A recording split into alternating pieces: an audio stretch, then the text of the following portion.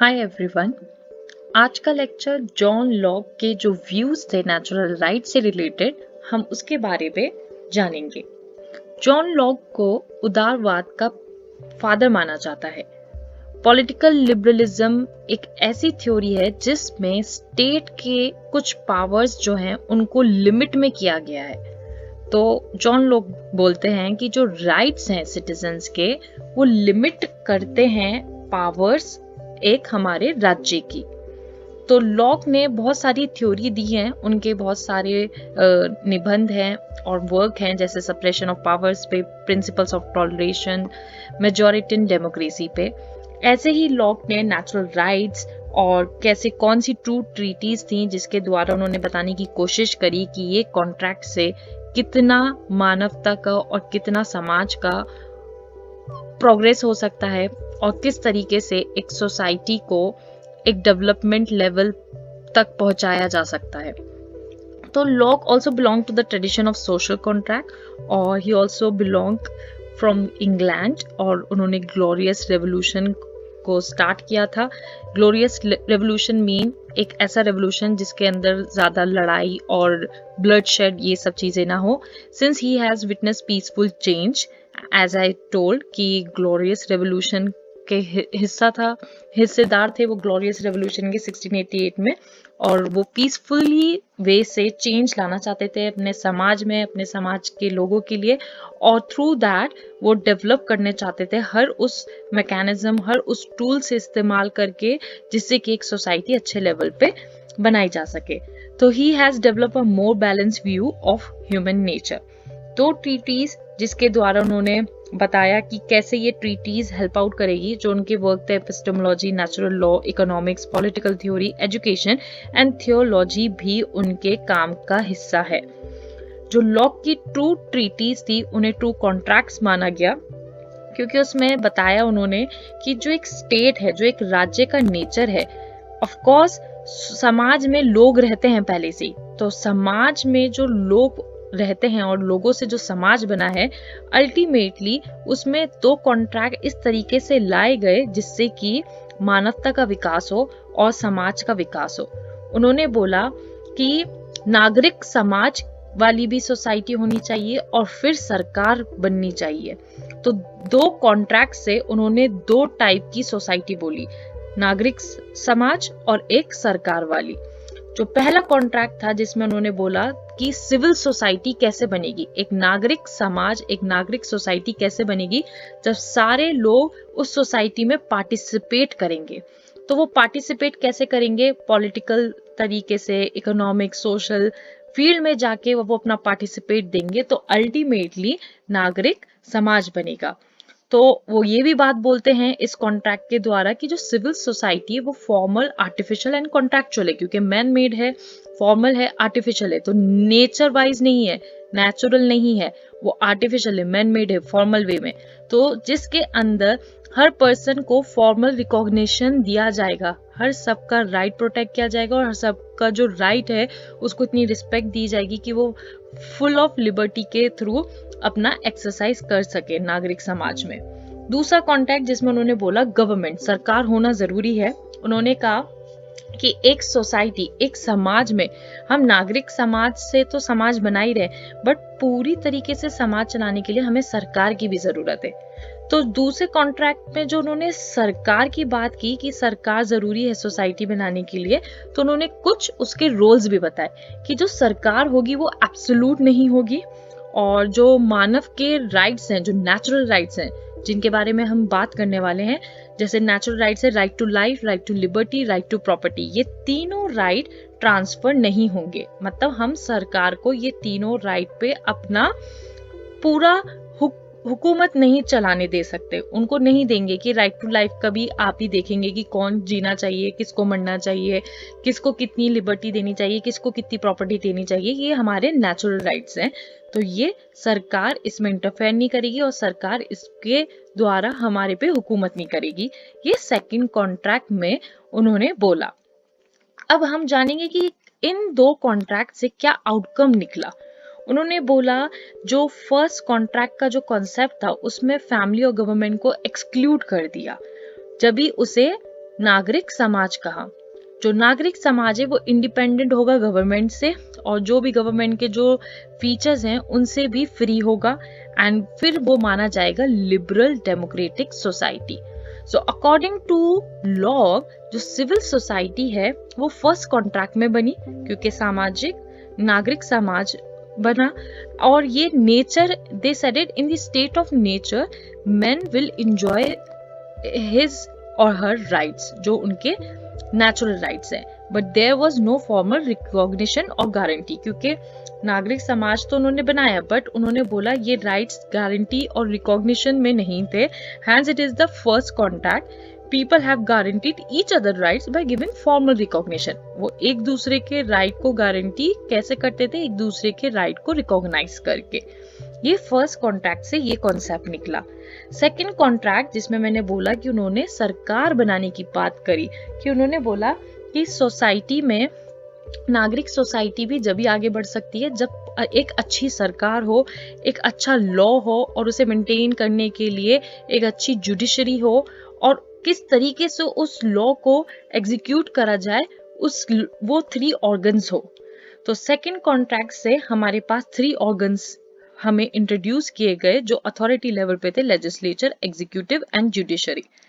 इसमें भी उन्होंने कहा कि जो मैन है वो अपने 3 नेचुरल राइट ट्रांसफर नहीं करेगा, क्योंकि अगर ये राइट ट्रांसफर कर दे हम सरकार को, या सरकार की हुकूमत इन राइट पे भी हो जाए, तो एक पर्सन का रहना और जीना मुश्किल हो सकता है। तो दे आर वेरी फंडामेंटल। उन्होंने कहा ये बेसिक राइट्स हैं, ये बहुत ज़रूरती वाले राइट्स हैं हर मैन की एग्जिस्टेंस के लिए, हर मैन को सर्वाइव करने के लिए एक सोसाइटी में।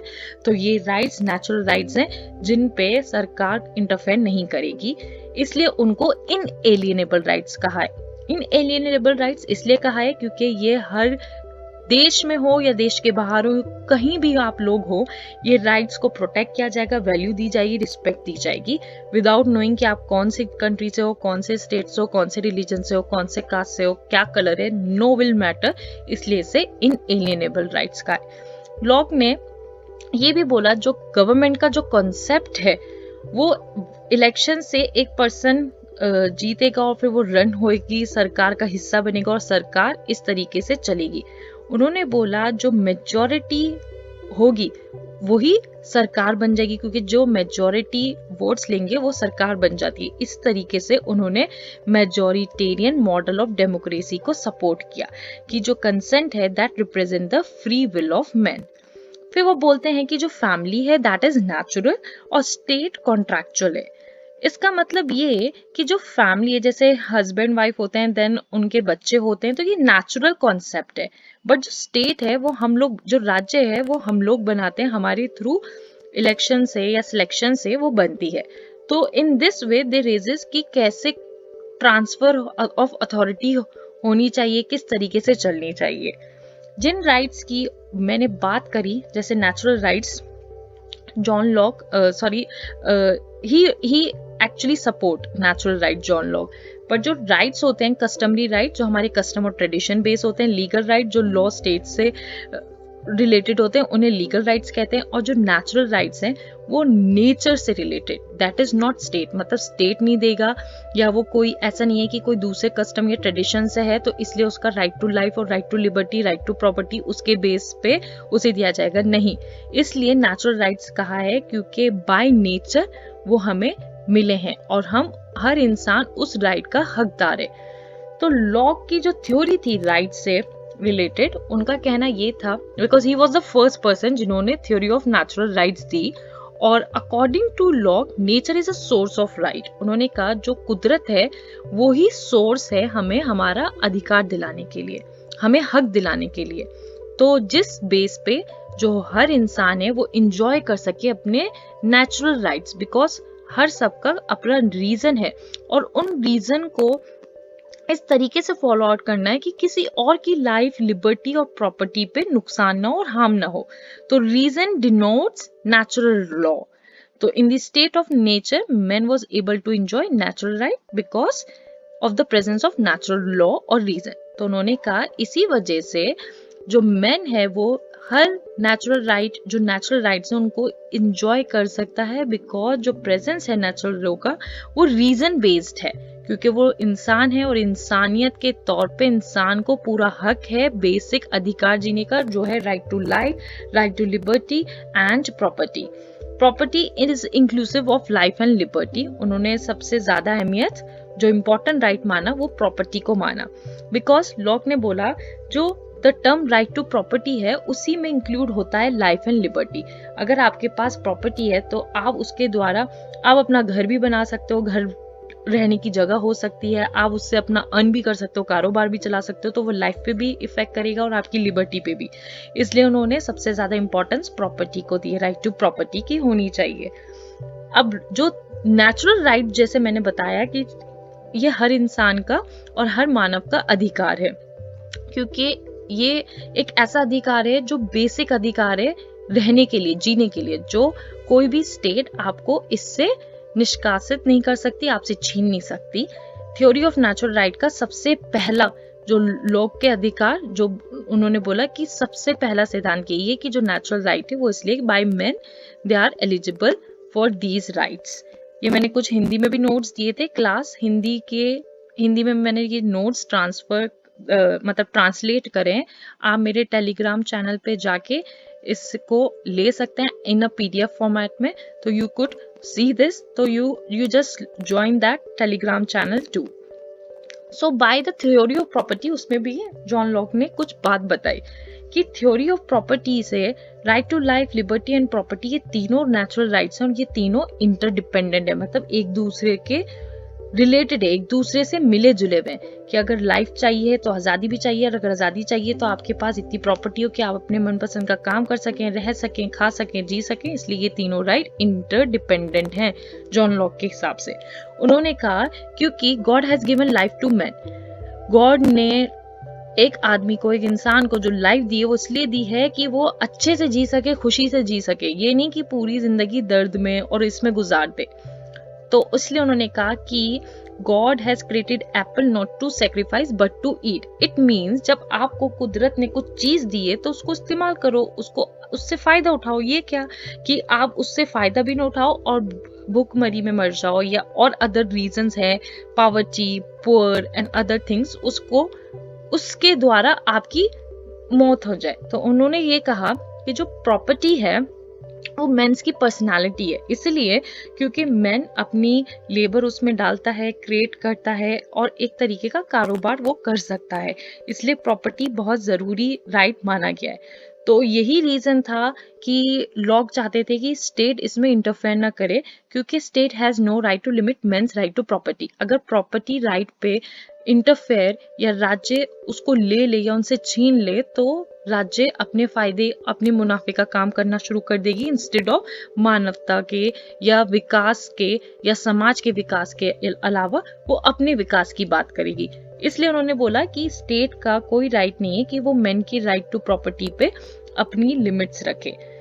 फिर लिमिटेशन बताई उन्होंने कि God has given property to enjoy not to destroy. जो कुछ लिमिटेशन थी, जैसे हमारे पास जो राइट टू प्रॉपर्टी है उसमें जो लिमिटेशंस उन्होंने बताए, उन्होंने कहा कि इस राइट का आपको किस तरीके से इस्तेमाल करना है, आपको प्रॉपर्टी को डिस्ट्रॉय नहीं करना है एंड यू जस्ट एंजॉय, मतलब उसका डेवलपमेंट की बात करो, उससे डेवलप होने की बात करो, उसे खराब करने की, उसको बिगाड़ने की बात ना करो।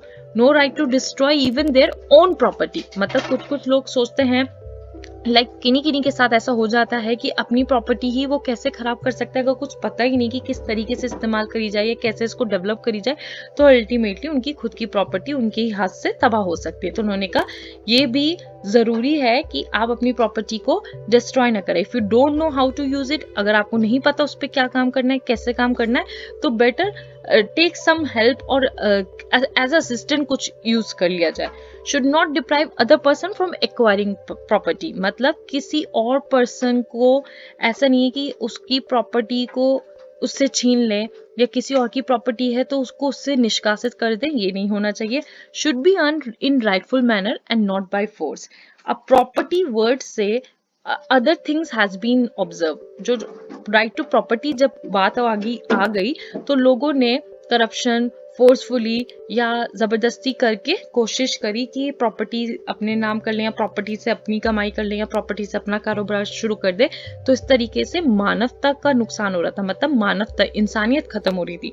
तो उन्होंने बोला कि राइटफुल मैनर में अर्न किया जाए, ऐसा नहीं कि जबरदस्ती से छीन ली जाए या जबरदस्ती से कब्जा कर लिया जाए। ये सब चीजें नहीं होनी चाहिए। अगर राइट टू प्रॉपर्टी का मानवता को या मानवता के लिए, ये मानव को जो राइट टू प्रॉपर्टी का राइट मिला है, इसका मिसयूज किया जाए। फिर यही बात उन्होंने बोली कि किस तरीके से एक सरकार की पावर है। उन्होंने बोला कि वैसे गवर्नमेंट जरूरी नहीं है, बट हम अपने कन्वीनियंट के हिसाब से सरकार को लेकर आ रहे हैं। जैसे कि हॉब्स ने तो बोल दिया था कि एब्सोल्यूट पावर्स दी जाए सरकार को, बट लॉ इसके अगेंस्ट है। वो कहते थे लिमिटेड पावर्स देनी चाहिए स्टेट को, क्योंकि वो हमारे ये राइट्स पे अपनी हुकूमत जमा लेंगे और हमें नुकसान हो सकता है, हमारा विकास नहीं होगा।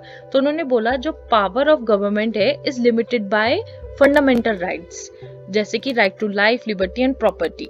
इसका मतलब ये कि जो गवर्नमेंट है वो ये 3 राइट हमारी नहीं छीन सकती, ना हमसे ले सकती, और इस तरीके से वो लॉ बनाएगी जिसमें हमारे इन राइट्स में या इन राइट्स पर कोई नुकसान नहीं होगा। क्योंकि we can not expect any reasonable person ever willing, कि हम लोग नहीं ट्रस्ट कर सकते या ब्लाइंड ट्रस्ट नहीं कर सकते कि हम ये राइट्स अपने ट्रांसफर करके और फिर ये ब्लाइंड कर लें कि ये राइट्स हमारे प्रोटेक्ट ही रहेंगे। बाय चांस सरकार कुछ मिसयूज भी कर सकती है, because he is always doubtful regarding to the work of the government. तो the government has no original power, only delegated power. ये बात इसलिए जॉन लॉक ने की, जो डेलीगेटेड पावर होती है गवर्नमेंट की, सरकार की, क्योंकि हम लोग उन्हें बनाते हैं, तो वो हमारे हिसाब से काम करेगी, या हमने उनको चुना है तो वो हमारे लिए काम करेगी। It can not act on its own will. अपनी ये नहीं अपनी मनमर्जी के तरीके से वो अपनी मनमर्जियां करे, मनमर्जी से नहीं वो चला सकती, ना सरकार अपनी मनमर्जी से कोई काम कर सकती। It has to act according to the will of the people. जो लोगों की जरूरतें हैं, जो लोग चाहते हैं, जो लोगों के लिए अच्छा है उनके विकास के लिए, उसके हिसाब से सरकार को काम करना पड़ेगा, अपने पावर को यूज करना पड़ेगा। So the government is a trust and people are trustee. John Locke बोलते हैं जो सरकार है वो ट्रस्ट है हमारा, और हम लोग उन पे ट्रस्ट करते हैं, तो हम ट्रस्टीज हैं। तो government has to according to the wishes of trustees.